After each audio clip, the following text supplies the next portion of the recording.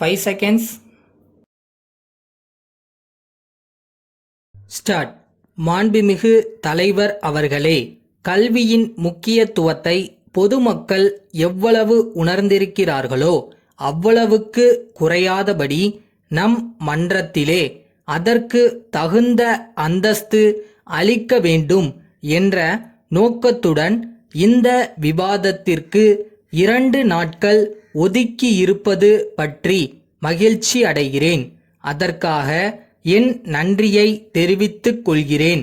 கல்வியின் நோக்கம் ஈடேறுவதற்கு பொதுமக்கள் ஒத்துழைக்கிறார்கள்.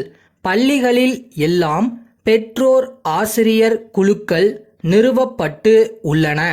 முன்பு இருந்ததைப் போல படிப்பது மாணவர்கள் பொறுப்பு, நிர்வகிப்பது ஆசிரியர்கள் பொறுப்பு என்று இல்லாதபடி பெற்றோர் இதில் புது விழிப்பு கொண்டு கவனம் செலுத்துவது இப்போது இருக்கக்கூடிய கல்வி வளர்ச்சியின் பாராட்டுக்குரிய ஓர் அம்சமாகும் என்பதை சுட்டிக்காட்ட விரும்புகிறேன்.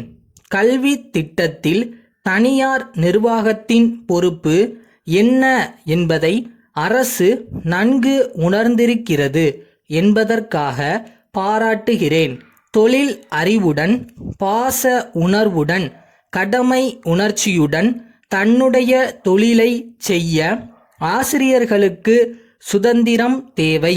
அதற்கு நிர்வாகம் தடையாக இருக்குமானால் அந்த நிர்வாகத்தை நீக்கி அதனால் ஆசிரியர்களின் நல்ல பணி தடங்கல் ஆகாதபடி செய்ய வேண்டியது அரசின் கடமை.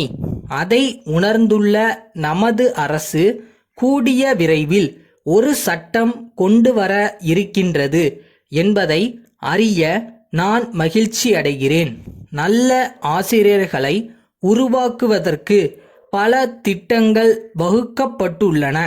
குழந்தைகளுக்கு பாடங்கள் கற்பிப்பதற்கு தேவையான நூல்களை எழுதுவதற்கு அரசு ஊக்கம் அளிக்க வேண்டும். இம்மாதிரி புத்தகங்களை அரசே அச்சடிக்க வேண்டும். குழந்தைகளை கவரக்கூடிய வகையில் படங்கள் அதில் இணைக்கப்பட வேண்டும். இதன் மூலம் குழந்தைகள் புத்தகங்களை விரும்பி படிக்கும் பழக்கத்தை ஏற்படுத்தலாம் என்று தெரிவித்துக் கொள்கிறேன். கிராமப்புறங்களில் திறமை மிக்க மாணவர்கள் இருக்கிறார்கள். ஒவ்வொரு ஊராட்சி ஒன்றிய பகுதியிலிருந்தும் ஆண்டுதோறும் 2 நபர்களை தேர்ந்தெடுத்து அவர்களுக்கு சிறப்பு மானியம் அளிக்க வேண்டும் என்று கேட்டுக்கொள்கிறேன். இத்தகைய ஒரு திட்டம் அமல் செய்யப்பட்டால் அது கிராம மக்களுக்கு ஒரு வரப்பிரசாதமாக அமையுமென்று கருதுகிறேன். கல்லூரி கல்வியை பற்றி ஒன்று கூற விரும்புகிறேன். தமிழை பயிற்று மொழியாக ஆக்கிவிட்டோம்.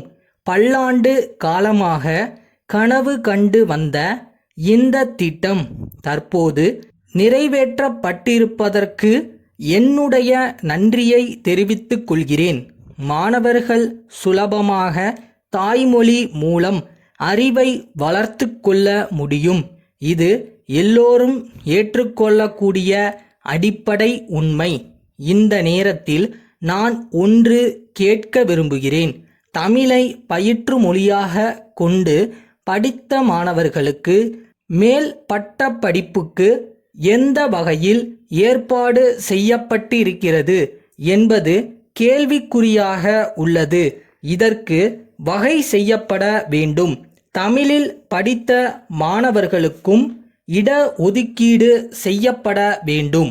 திருநெல்வேலி ராமலிங்கம் புத்தக நிறுவனம், சென்னை பாரதியார் சாலையிலுள்ள மோகன் நூல் பதிப்பு கழக செயலாளருக்கு எழுதும் கடிதம். அன்புள்ள ஐயா, தங்களுடைய 9ஆம் தேதியிட்ட கடிதமும் அதனுடன் இணைக்கப்பட்டிருந்த புத்தக பட்டியலும் கிடைக்கப் பெற்றோம். வழக்கமாக அளிக்கப்படும் 20% கழிவுக்கு மேல் எங்களுக்கென சிறப்பு தள்ளுபடி 10% கொடுப்பதாக தாங்கள் கூறியுள்ளதை இந்த நேரத்தில் நினைவு கூறுகிறோம். 3 தவணைகளில் மொத்த பணத்தையும் திருப்பி செலுத்தி விடுகிறோம். இந்த சலுகையை தாங்கள் அளிப்பதாக இருந்தால் இங்குள்ள புத்தக விற்பனையாளர்களை நாங்கள் அணுகி இது குறித்து பேசி தங்களுடைய வியாபாரத்தை மேலும் பெருக்கித் தர இயலும். தாங்கள் இணைத்து அனுப்பியுள்ள பட்டியலில் கண்டுள்ள புத்தகங்கள் ஒவ்வொன்றிலும் 100 பிரதிகள் வீதம் அனுப்பி வைக்க வேண்டும் என்று கேட்டுக்கொள்கிறோம். இத்துடன் முன்பணமாக ரூபாய் 1000ற்கு காசோலை இணைத்துள்ளோம்.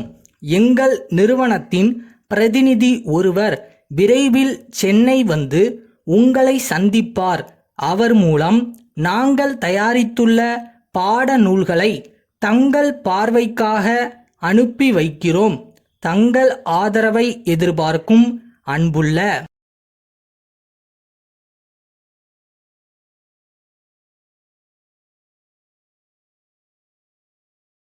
நம்ம வேலையை நம்ம செஞ்சுட்டு போயிட்டே இருப்போம். நடக்கிறதெல்லாம் கரெக்டாக நடக்கும். இறைவன் கொடுக்கறத கொடுப்பார்.